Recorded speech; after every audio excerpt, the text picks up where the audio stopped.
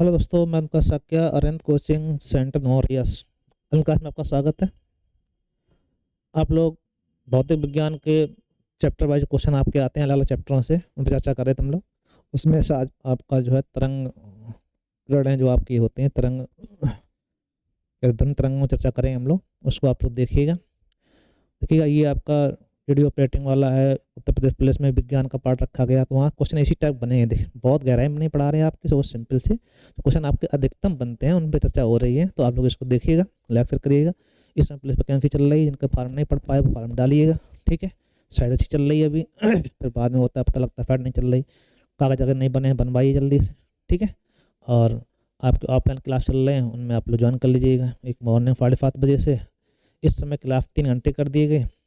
जिस जो बच्चे आसपास से हैं, बेहतरीन आपका जो फ्लेवर्स है पूरा जो टाइम बचा हुआ है उस सभी उतने टाइम में आपको पूरा कवर कराया जाएगा। कार्ड ये है कि जब कम समय है, अधिक समय देके आपका रोज़ क्लास होगी, कोई छुट्टी नहीं, ठीक है। आप उसको देख तो क्लास ज्वाइन कर सकते हैं अरिहंत इंस्टीट्यूट भदोना में। और जो लोग यूट्यूब पे देख रहे हो उस पर आप लोग फ़ायदा उठाइएगा, ठीक है। तो आज सेशन शुरुआत करते हैं हम लोग, आप लोग देखिएगा, ठीक है। चलो, पहला क्वेश्चन, किरणों तरंग जो किरणें दी गई हैं इनकी जो गति है, ठीक है, को घटते तरंग दैर्घ्य के रूप में लेगा तो सबसे ज़्यादा तरंग दैर्घ्य होती है गामा किरणों के। सब फर्स्ट नंबर कौन रहेगा? गामा किरण। उसके बाद पराबैंगनी आते हैं, ठीक है। उसके बाद अवरक्त आते हैं, तो उसके बाद आपका सूक्ष्म तरंगे आते हैं, तो वो सिंपल सी है। तो 3 नंबर पहले 2 1 4, 3 2 1 4, ठीक है भाई। इसको ध्यान रखिएगा आप लोग, तरंग दैर्घ्य, ठीक है। क्योंकि गामा किरणों की तरंग सबसे अधिक होती है बिना और किफी कवर कर जाते हैं, ठीक है। तो इतना अगर आपको मालूम है तो समझते हैं, तो सबसे पहले ही आप लगा सकते हो, कोई दिक्कत भी नहीं है, ठीक है। आपने पढ़ा होगा भेदन क्षमता फिर किसकी होती है, तो आप कहें गामा किरणों की, ठीक है। तो वही कंडीशन है आगे। अच्छा, ये कथन तर्क वाला क्वेश्चन कई बार दिया जाता है, कथन कारण वाला। अब कह रहा है कथन विचार कीजिएगा, दिए गए प्रश्नों का फिर उत्तर दिए। ध्वनि तरंगे में ध्रुवण नहीं होता, ये बिल्कुल बात सही है। ध्वनि तरंगों का ध्रुवण नहीं होता है। ध्वनि तरंग अनुप्रस्थ तरंगे, ये बिल्कुल बात गलत है। ध्वनि तरंगे जो हैं अनुप्रस्थ नहीं, ध्वनि तरंगे कैसी हैं? अनुदैर्घ्य तरंगे होते हैं। अनुप्रस्थ तरंगों का ध्रुवण हो जाता है, ठीक है, क्योंकि प्रकाश को आप चाहो तो मोड़ सकते हो, लेकिन ध्वनि को नहीं मोड़ सकते हो। जैसे हम बोल रहे हैं, हम कहें केवल एक के पास आवाज जाए, किसी पास ना जाए, संभव नहीं है, ठीक है। जब आप बोलेंगे तो वातावरण फैल के जाएगी, लेकिन प्रकाश चाहो तो एक ऊपर डाल सकते फोकस बना के हम लोग, ठीक है। तो जो आपके अनुप्रस्थ किरणें होती हैं उनको आप लोग मोड़ सकते हो, उसी कहते हैं हम लोग ध्रुवण, ठीक है। कहीं को पोलराइज कर देना, उनको सेंट्राइज करके फेंक दें। लेकिन ऐसा नहीं कि हम बोलें समाज में किसी के पास नहीं, जिसके पास बोले उसी की जाए, संभव है क्या? 50 लोग अगर बैठे हुए, 50 व्यक्ति बैठे हुए हैं, हम अगर बोल रहे हैं तो आवाज़ सबके पास बराबर जाएगी? ऐसा तो होगा नहीं, केवल एक के पास जाए दूसरा ना जाए, ठीक है। तो ये रखना, ध्वनि तरंगें कैसी होती हैं? अनुदैर्घ्य तरंगें, इनका ध्रुवण नहीं होता, ये बात सही है। तो आप कहेंगे पहला सही है, आर गलत है। ए और दोनों सत्य है, ए और दोनों सत्य है, ए सत्य है परंतु आर गलत है, अतः ऑप्शन आपका सी सही है, ठीक है। तो पहला काम ये है कि उसके बाद जानकारी हो तब आप उसको सॉल्व कर पाएँ। दूसरी, ध्वनि की प्रबलता निम्नलिखित में मापी जाती है। तो प्रबलता हमेशा जो आपकी तीव्रता होती है किस पर नापी जाती है? आयाम, ठीक है। उसके आयाम कैसा है उसके आधार पर नापी जाती है, ठीक है। गति, आवृत्ति, तरंग दैर्घ्य निर्भर करती है। गति किस पर निर्भर करती है? आवृत्ति और तरंग दैर्घ्य। तरंग दैर्घ्य कम ज़्यादा है या आवृत्ति कम ज़्यादा है तो इस पर आपकी निर्भर करती है, ठीक। लेकिन प्रबलता किस पर निर्भर करती है? आयाम पर। ये इंपॉर्टेंट क्वेश्चन है, खूब आता रहता है, ठीक है। VA, VW, VS, वायु, जल और इस्पात, ठीक है। रखना कि ध्वनि जो है सबसे अधिक जो चाल होती है ठोसों में होती है। सबसे कम चाल आप कहेंगे गैस में, उससे कम, उससे अधिक द्रव, उससे अधिक ठोस, तो सबसे अधिक ठोसों में होते हैं। और सबसे कम मतलब शून्य कह सकते हो निर्वात में, ठीक।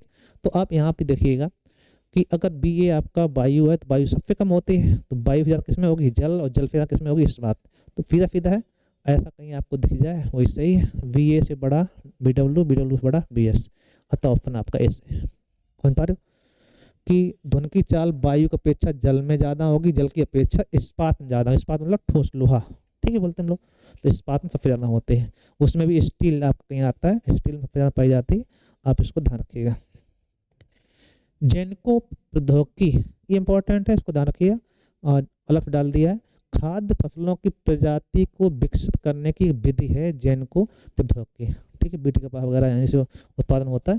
तो अलग अलग प्रकार के जो खाद्य फसलें हों तो उनका नहीं हाइब्रिड बीज तैयार करना है, तो वो जैनको प्रौद्योगिकी द्वारा तय किया जाता है। ठीक है, धुन का वेग अधिकतम होता है, वही क्वेश्चन इंपॉर्टेंट है। इसकी क्वेश्चन आपके धुन के लिए बहुत इंपॉर्टेंट। ठीक है, निर्वात में आप कहेंगे शून्य होता है। ठीक है, धुन निर्वात नहीं चल सकते हैं। ठीक है, कई बार ऐसा क्वेश्चन बनाया जाता है चंद्रमा बम फोड़ा जाए, उसकी गति भी देगा, चाल की गति देगा और दूरी भी देगा, कितने समय सुनाई पड़ेगा। तो ध्यान रखना बीच निर्वात होता है, निर्वात में धुन की चाल 0 होती है, कभी सुनाई नहीं पड़ेगा। ठीक है, तो ऐसा क्वेश्चन बना दिया जाता है, अलग बात। धुन का वेग अधिकतम होता है, तो हमने कहा ठोस में अधिकतम होता है, तो जल में जल वायु से अधिक जल और जल से अधिक इस्पात, सबसे अधिक किसमें होगा? इस्पात। ठीक है, अच्छा क्वेश्चन है, इंपॉर्टेंट है। कोई दिक्कत है भाई? कोई दिक्कत नहीं होगी। निम्नलिखित में से कौन सा सामान्य परिस्थितियों में वृक्ष के पत्तों की सरफराहट का डेसिबल स्तर क्या होगा? तो डेसिबल इकाई है ध्वनि की तीव्रता मापने की इकाई है। अब ध्यान रखना 0 से जो 10-20 तक होती है, नहीं कहते फुसफुसाहट जिसे बोलते हैं। ठीक है, 0 से या 5 से 20 तक या 5 से 10-15 तक, ये आप फुसफुसाहट नहीं, कानों फुसफुसा करते हैं वो आपके पत्तों का फुसफुसाहट 20 डेसिबल होता है। कितना होता है? 20। सामान्य बातचीत जो होती है 40 से 45 डेसिबल का। ठीक है, 50 से 60 डेसिबल में आप सोता हुआ आदमी जग जाता है, और 80 डेसिबल से अधिक अगर ध्वनि हो रही है वो कानों के लिए हानिकारक होते हैं। इसीलिए स्कूल कॉलेज जो होते हैं ये माना जाता है कि वहाँ शांत वातावरण हो। 45 डेसिबल से ज़्यादा की वहाँ पे आवृत्ति नहीं होनी चाहिए ध्वनि की, आसपास कारखाना कोई ना हो। जैसे औद्योगिक क्षेत्र में वहाँ 40 से 50 डेसिबल ध्वनि रहती है, तो वहाँ अलग बात, वहीं इसलिए स्कूल पास नहीं होता है। तो आप ध्यान रखिएगा, कोई विद्यालय है या कोई ऐसी जहाँ पे संस्था है जो शांति के लिए बनाई गई है, तो वहाँ का जो ध्वनि की आवृत्ति रहनी चाहिए वो 40-45 से कम रहनी चाहिए। ठीक है, अगर मान लो 50-60 आ रही है, तो जो वहाँ बैठे हुए उनको पढ़ने में लगेगा, उनको एक अजीब उलझन होगी। ठीक है, सिर में दर्द होगा। ठीक है, तो आप ध्यान रखना जो पत्तों फरफराहट है वो कितने डेसिबल होती है? केवल 20 डेसिबल की। और एक आता क्वेश्चन कानों फुसफुसाहट, नहीं महिलाएं बातें करती हैं फुसफुसाहट होती है। ठीक है, तो फुसफुसाहट जो आपकी है, फुसफुसाहट जो आप करते हैं, आपस कानाफूसी करते हैं, तो वो जो ध्वनि होती है वो 5 से 10 कह लो या 10 से 15 डेसिबल के बीच में रहती है। ठीक है, कोई दिक्कत है? कोई दिक्कत नहीं। ध्वनि का एक महत्वपूर्ण अभिलक्षण तारत्य पिच, ठीक है, निर्भर करता है। तारत्य क्या है कि अगर किसी की मान लो जैसे उसका आयाम भी सब कुछ सेम है, ठीक है, लेकिन उसमें अंतर भी पैदा करना चाहिए, तो उसे गुणता कहते हैं। और ये तारत्य जो है पिच आवृत्ति निर्भर करता है। आप किस आवृत्ति की धुन निकाल रहे हो तो उतना ही तारत्य कम ज़्यादा होगा। ठीक है, जैसे क्वेश्चन ये पूछा जाता है मच्छर की भिनभिनाहट शेर की दहाड़ किसका तारत्य देख, तो मच्छर की भिनभिनाहट तारत्य देख शेर की दहाड़ के अपेक्षा। ठीक है, महिलाओं की आवाज़ पतली होती है पुरुषों की अपेक्षा, तारत्य देख। ठीक है, गुरुत्वीय तरंगों को पहली बार देखा गया, ये आपके लिए एक कहिएगा फैक्ट बेस है, इसको याद कर लो, सितंबर 2015 में। धुन की मूलभूत इकाई कहलाती है, इंपॉर्टेंट क्वेश्चन। ठीक है, धुन की मूलभूत इकाई होती है ध्वनिग्राम, ये ऐसी इकाई है, इससे छोटी इकाई संभव नहीं है। ठीक है, ध्वनिग्राम स्वने हम बोल देते हैं हम लोग, तो इससे छोटी इकाई नहीं होती, फिर रूप में बनती रहती है आगे तरह के। ठीक है, ये सब उसी की इकाई है, रूप ग्राम, अर्धग्राम, उससे बड़ी इकाई है। तो सबसे छोटी इकाई कौन सी है? ठीक है, मूलभूत इकाई ही बोलते हैं हम लोग। निम्नलिखित में से कौन ध्वनियों के छोटी विभाजनीय ध्वनि इकाइयों को स्पष्ट करता है, जिसमें से प्रत्येक की असीमता होती है? ठीक है, वो आपका ध्वनिग्राम सबसे छोटा है कण जो है ध्वनि के हिसाब से देखा जाए, ध्वनिग्राम। ठीक है, ध्वनि का वेग अधिकतम होता है, तो हमने बताया निर्वात में शून्य होता है। ठीक, पानी की अपेक्षा, हवा की अपेक्षा पानी में ज़्यादा, पानी की अपेक्षा स्टील में ज़्यादा, तो सबसे अधिक कहाँ होगा? स्टील। ठीक भाई, कोई दिक्कत? हम समझते हैं कोई दिक्कत नहीं आ रही है अभी। दूरसंचार के लिए प्रयुक्त तरंगें, दूरसंचार के लिए माइक्रोवेव होते हैं, सूक्ष्म तरंगें बोलते हैं। ठीक है, अल्ट्रावायलेट किरणें किसी को कुछ गर्म करने या खोजने के लिए होती है, दृश्य देखने के लिए होती है। इंफ्रारेड आपकी जो किरणें होती हैं जो किसी चीज़ को, और जैसे कैंसर वगैरह उसी सिकाई के लिए होते हैं, गर्म किरणें बन जाती हैं। ठीक है, दूरदर्शन प्रसारण में ध्वनि संकेतों को प्रसारित करने की प्रत्युक्त तकनीक है। ये क्वेश्चन कई बार पूछा गया और ये तकनीक आपकी आवृत्ति मांडुलन के अनुसार आपकी होती है। आवृत्ति मांडुलन एक प्रकार तकनीक है जिससे कि ध्वनि तरंग को क्या कहते हैं, वीडियो ध्वनि तरंगे दोनों एक साथ चलते हैं। ठीक है, तो दूरदर्शन प्रसारण में आपको वीडियो भी चाहिए और ध्वनि भी चाहिए। ठीक, तो उसके लिए कौन आती है, आवृत्ति मांडुलन। किसी टीवी सेट को चलाने के लिए रिमोट नियंत्रण इकाई द्वारा किसका प्रयोग किया जाता है, तो उसमें रेडियो तरंगों का होता है। किसका होता है, रेडियो वेव का प्रयोग किया जाता है। कोई दिक्कत? किस स्तर डेसिबल की अधिक ध्वनि हानिकारक होती है, भी बताया हमने आपको कि 80 डेसिबल से अधिक ध्वनि है तो वो हानिकारक होते हैं। ठीक है, ध्वनि तरंगे निर्वात में चल सकते हैं, बिल्कुल गलत बात। केवल ठोस के माध्यम चल सकते हैं, गलत बात। केवल गैस में भी, देखो ठोस में चल सकते हैं, गैस में चल सकते हैं, केवल नहीं लगा सकते आप। ठीक है, ठोस गैस दोनों के माध्यम में चल सकते हैं, ये बात सही है। ठोस में चल सकते हैं, गैसों में भी चल सकते हैं और जल में भी चल सकते हैं। ठीक है, द्रव में भी चल सकते हैं, लेकिन सबसे अधिक जो आवृत्ति रहेगी, सबसे चल स्पीड रहेगी, किसमें रहेगी, आपके ठोस। ध्वनि तरंगे नहीं चल सकती हैं, तो बताया था निर्वात में ध्वनि तरंगों का वेग क्या होता है, शून्य होता है। निर्वात में ध्वनि तरंगों का वेग शून्य होता है, जबकि प्रकाश वेग निर्वात में सबसे अधिक होता है। ठीक, इस बात को आप ध्यान रखिएगा। ठीक है, पराश्रव्य वे ध्वनियाँ हैं जिनकी आवृत्ति होती है। ठीक है, पराश्रव्य ध्वनियाँ मैंने कहेंगे जिनके 20,000 हर्ट्ज से अधिक हो। देखो 20,000 इनकी हो, 20 से लेके 20,000 के बीच। ठीक है, इन्हें श्रव्य ध्वनि कहते हैं, श्रव्य ध्वनि। ठीक है, इन इससे पहले अपश्रव्य हम लोग नहीं सुन सकते हैं, ये आपकी पराश्रव्य। तो जो मानव का कान है वो 20 हर्ट्ज से लेकर 20,000 हर्ट्ज के बीच ध्वनि ही सुन सकता है। ठीक है, इन्हें कहा जाता है श्रव्य ध्वनियाँ। 20,000 से ऊपर है तो इन्हें पराश्रव्य कहते हैं। ये कुछ पक्षी, कुत्ता, बिल्ली, जानवर ये सब सुन लेते हैं। ठीक है, जैसे चमगादड़ वगैरह इसी आवृत्ति ध्वनियाँ आवृत्ति करके 20,000 से लेकर 2 लाख तक की आवृत्ति की ध्वनियाँ डेवलप कर लेता है, उसी कारण उसको वो दिखाई देती हैं चीज़ें। ठीक है, ये 20 डेसिबल कम है। कुछ जानवर ऐसे होते हैं जिसमें बहुत हल्का खट दो जग जाते हैं, तो उनको उनके कानों में क्षमता ये होती है 20 डेसिबल से, उस क्या कहते हैं 20 हर्ट्ज से कम आवृत्ति की ध्वनियाँ भी आसानी से पढ़ लेते हैं। ठीक है, तो 20,000 से अधिक पराश्रव्य, 20,000 के बीच श्रव्य ध्वनियाँ, और 20 से कम हो तो आप कहेंगे अपश्रव्य ध्वनियाँ। ये आपका हर्ट्ज में, किसमें इकाई है, हर्ट्ज। कॉस्मिक तरंगों किरणों के संबंध में कौन सा कथन सही नहीं। विद्युत चुंबकीय तरंग होती हैं, उनकी तरंग दैर्घ्य बहुत छोटी होती है, वे बहुत अधिक ऊर्जा वाले आपेक्षिक किरणों से बने होते हैं, वे सूर्य से उत्पन्न होते हैं। ठीक है, कॉस्मिक किरणों के बारे में क्या सही नहीं है, ये पूछ रहा है आपसे। कॉस्मिक किरणें जो होती हैं, कॉस्मिक किरणों के बारे में कौन सी चीज सही नहीं है, ये पूछ रहा है आपसे, ये बताना। समस्या ही रहती है कि कॉस्मिक किरणें जो डाली जाती हैं, तो ये किरणें वैद्युत चुंबकीय तरंगें नहीं होती हैं। बाकी इनकी सब कुछ सही है, तरंग तो छोटी होती है, ऊर्जा अधिक होती है, जो अधिक होती है। ठीक है, सूर्य से उत्पन्न हो सकते हैं, नहीं हो सकती है, कंडीशन है, लेकिन ये आपका सही नहीं है, अतः अपन आपका ये सही। कोई दिक्कत, कोई दिक्कत नहीं। सोनार एक यंत्र है जो पनडुब्बी वगैरह, जो समुद्री जलयान वगैरह होते हैं, इनमें लगाया जाता है। इस समुद्र की गहराई नापने काम आता है। इसमें पराश्रव्य किरणों का प्रयोग किया जाता है। ठीक है, किरणें भेजी जाती हैं, तले टकरा के जब लौटती हैं तो उनकी गणना की जाती है यंत्र द्वारा, फिर बताता है इतनी गहराई यहाँ पर है। नजदीक आती रेलगाड़ी की सीटी, इंपॉर्टेंट क्वेश्चन है, हालांकि बहुत कठिन नहीं है। आप स्टेशन खड़े हो, गाड़ी आ रही है, अगर सीटी बजाते हुए तो ये लगेगा आवाज़ बढ़ रही है, और जा रही है तो आवाज़ कम होती नजर आएगी। ठीक है, तो वही कंडीशन है, गाड़ी की सीटी आवाज़ बढ़ती जाती जबकि दूर जाने पर घटती जाती है। यह प्रपंच उदाहरण है। ठीक है, रमन प्रभाव का, जूल थॉम्पसन प्रभाव का, काम्पटन प्रभाव का, डॉपलर प्रभाव का।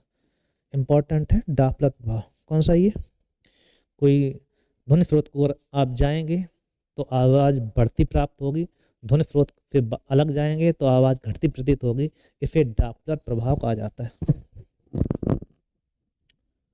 निम्नलिखित में फिर ध्वनि का वेग अधिकतम होता है वैक्यूम में जो होता है वो शून्य होता है। इसको हम कई बार लिखा रहे हैं, ध्यान रखना इस बात को। वायु से अधिक तो आपका द्रव में होगा, द्रव से अधिक धातु में होगा, सबसे अधिक कहाँ होगा? धातु में।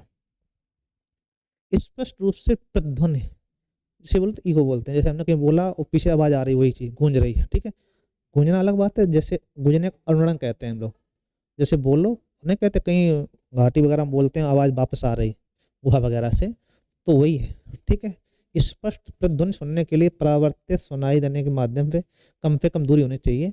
तो 165 मीटर, ओ सॉरी 17 मीटर लगभग होती है, तो 16.5 मीटर लगभग 17 मीटर कह सकते हो, ठीक है। 16.5 मीटर कम से कम होनी चाहिए दूरी, तो आपको वो प्रतिध्वनि सुनाई पड़ेगी, नहीं तो आवाज गूंज जाएगी, ठीक है। आगे देखते हैं हम लोग, ठीक है। VA VW BS वायु जल इस्पात, वही क्वेश्चन आ गया, रिपीट हो गया। वायु से जल इस्पात में ध्वनि की गति, तो वायु से ज़्यादा जल, जल से ज़्यादा इस्पात, तो VACW यही आपका हो गया, कोई दिक्कत भी नहीं। ध्वनि निम्न प्रकार से चलती है। अनुप्रस्थ करण है, धरना ध्वनि कैसी है? अनुदैर्ध्य, क्या कह लें? अनुदैर्ध्य तरंगों की तरह। ध्वनि में अनुदैर्ध्य तरंगों को उड़ पाया जाता है, ये ध्यान रखना आप लोग।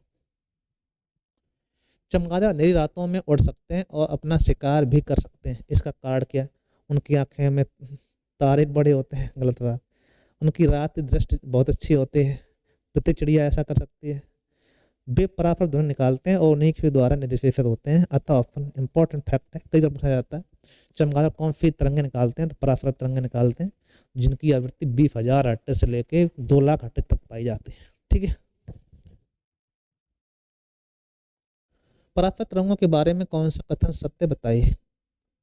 एक कीड़ों को नष्ट कर देते हैं, बिल्कुल सही बात। एक कपड़ों में धूल के कण हटाकर उन्हें साफ करते हैं। इनका उपयोग बीमारियों को उपचार में किया जाता है। इस स्वचालित दरवाजों में को नियंत्रण करते हैं। बात ये सभी सही है, आप कहोगे सभी सही है, ठीक है। ये चारों काम है, ये चारों काम का कार्य करते हैं, इसको ध्यान रखिए आप लोग, ठीक है। जो छोटे छोटे कीड़े पड़ जाते हैं तो इससे पिकाई की जाती है, जिससे कीड़े स्वयं मर जाते हैं, ठीक है। विचार कीजिएगा। हृदय अपस्रव आवृत्ति पर कंपन करता है, करता है। ध्वनि की गति गैस में द्रव और ठोस गति में से अधिक होता है, गलत बात। देखो गैस में अधिक नहीं होती, गैस की अपेक्षा इनमें अधिक होती है, ऐसा होना चाहिए, और उल्टा रहा है, इसलिए आपका गलत हो रहा है। मैक संख्या ध्वनि की गति को वर्णित करने की इकाई होती है, बिल्कुल सही बात। मैक संख्या आपने पता होगा कि ध्वनि की गति जो नापते हैं वो मैक संख्या के अकॉर्डिंग होती है। जैसे 1 मैक संख्या की ध्वनि की चाल बराबर हो गया, 2 मैक संख्या ध्वनि का दोगुना हो गया आपका, ठीक है। पराफर तरंगों की आवृत्ति 20,000 हर्ट्ज से अधिक होती है, भी सही बात है, ठीक है। कौन कौन सही हुआ आपका? 1 3 4, 1 3 4, अतः ऑप्शन आपका सी से। क्या हो जाएगा आपका? सी से। कोई दिक्कत है? बोलो बोलो, कोई दिक्कत नहीं। सीटी स्कैन करने में प्रयुक्त लाई जाती है, तो सीटी स्कैन में भी आपका एक्सरे आती है, एक्सरा कराने में एक्सरे आती है, सीटी स्कैन में भी एक्सरे किरणों का प्रयोग किया जाता है, इसको ध्यान रखिए आप। अनुरणन, देखो ये आ गया शब्द। अनुरणन मतलब होता है आवाज का गूंजना। अनुरणन विशेषतः बड़े गिरजाघरों तथा अन्य बड़े भवनों में प्रतीत होती है, सही बात। दीवारों मतलब बड़ा हॉल होगा, आवाज गूंजती है, उसे अनुरणन बोलते हैं। इसको बचने के लिए थर्माकोल लगा दो, उसमें सामान वगैरह रख दिया जाता है, नीचे से आप क्या कहते हैं मैटी पर बिछा दो, दीवारों पर थर्माकोल लगा दो, तो आवाज़ नहीं गूंजती। जैसे बड़े हॉलों में आप देखेंगे वही कंडीशन। दीवार छत में धरातल के अपवर्त ध्वनि परिवर्तन हो सकता है, सही बात। आप क्या कहें लो, ए आर दोनों सत्य हैं, आर एक ही सही व्याख्या करता है, बिल्कुल सही बात, ठीक है। व्याख्या भी कर रहा है और दोनों सही बात में भी है। म्यूजिक कंसर्ट के लिए हॉल की दीवारों को ध्वनि बढ़ाना चाहिए, गलत बात। ध्वनि प्रेरित करना चाहिए, गलत बात। ध्वनि परिवर्तित करना चाहिए, गलत बात। ध्वनि का अपफोफड़ करना चाहिए। जैसे बड़े हॉल जाएंगे आप देखने, तो उनमें अंदर ऊपर थर्माकोल टाइप का ऊपर लगा होता है, ठीक है, इसलिए ध्वनि गूंजे ना, वो ध्वनि को सोख लें, तो वहाँ से आवाज़ आए तो वो आवाज़ वापस ना आना चाहिए, ठीक है। तो आवाज़ को गूंजना नहीं चाहिए, अगर गूंज रही है तो आपको स्पष्ट सुनाई नहीं पड़ेगी, ठीक है। तो इसलिए जितने अच्छे हॉल होते हैं वो इस टाइप बनाए जाते हैं कि उसमें आवाज़ ना गूंजे, ठीक है। रडार का मुख्य रूप से कार्य क्या है? मुख्य रूप से किया जाता है? प्रकाश तरंगों द्वारा वस्तुओं का पता लगाना, ध्वनि तरंगों को प्रवृत्त करके वस्तुओं का पता लगाना, रेडियो तरंगों द्वारा उपस्थित अनुपस्थित, यही सही है। इसमें तरंगें कौन आती हैं? रेडियो वेव आती हैं। रेडियो तरंगों द्वारा उपस्थित वस्तुओं का पता लगाने के लिए प्रयोग किया जाता है। टेलीविजन दर्शक डिश एंटीना प्रयुक्त करते हुए बरसात में उपग्रह सिग्नल नहीं प्राप्त हो पाते हैं। जैसे बर्फ अचानक होने लगे तो टेलीविजन आपका जो है वो सिग्नल चले जाते हैं। कारण क्या है? देखो, एंटीना छोटे होते हैं, बिल्कुल होते हैं। वर्षा की बूंदें रेडियो तरंगों को ऊर्जा आवेशित कर लेती हैं, सही बात। वर्षा की बूंदें क्या होती हैं कि जो रेडियो वेव तरंगें की किरणें ऊर्जा है वो उसको अवशोषित कर ली तो वो किरणें चल नहीं पाती हैं, ठीक है। दूसरी, वर्षा की बूंदें रेडियो वेव की तरंगों को मूल दिशा से भटका देती हैं, बिल्कुल सही बात। तो आप क्या कहेंगे? पहला, दूसरा, तीसरा, तीनों सही, ठीक है। ये इसके बारे में अच्छा स्टेटमेंट है, इसको ध्यान रखिए। इतने क्वेश्चन थे, सभी क्वेश्चन इंपॉर्टेंट थे, तो आप लोग देखिएगा, लाइक शेयर करिएगा। Thank you. ठीक है भाई, कोई समस्या किसी प्रकार की?